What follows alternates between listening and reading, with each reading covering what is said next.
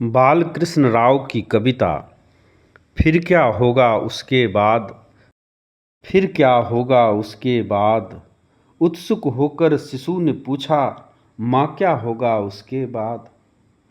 रवि से उज्ज्वल, शशि से सुंदर, नौ किसलय दल से कोमलतर, वधू तुम्हारे घर आएगी उस विवाह उत्सव के बाद।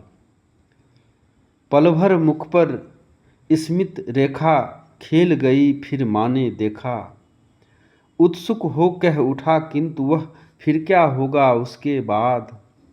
फिर नभ के नक्षत्र मनोहर स्वर्गलोक से उतर उतर कर तेरे शिशु बनने को मेरे घर आएंगे उसके बाद। मेरे नए खिलौने लेकर चले न जाएं वे अपने घर। चिंतित हो कह उठा, किंतु फिर पूछा शिशु ने उसके बाद। अब माँ काजी ऊब चुका था, हर्ष श्रांति में डूब चुका था।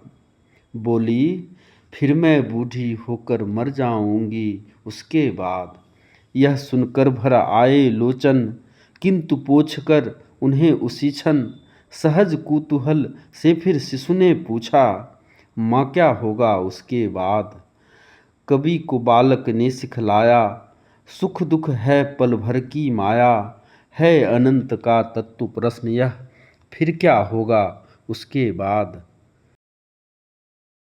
फिर क्या होगा उसके बाद में एक प्रश्न फिर क्या होगा उसके बाद को दोहराते हुए संवाद के रूप में प्रस्तुत किया गया है। बालक अपनी माँ से बार बार यही प्रश्न पूछता है और माँ उत्तर देती जाती है।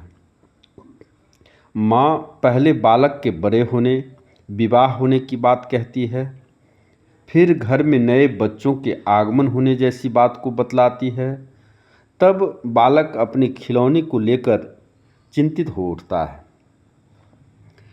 फिर से वही प्रश्न पूछे जाने पर माँ ऊब कर अपने बूढ़ी होकर मर जाने की बात कहती है। बालक संतप्त होकर रोने लगता है, किंतु उसकी उत्सुकता शांत नहीं होती है। तथापि रोने से बालक का मन शांत होकर आत्ममुग्ध हो जाता है।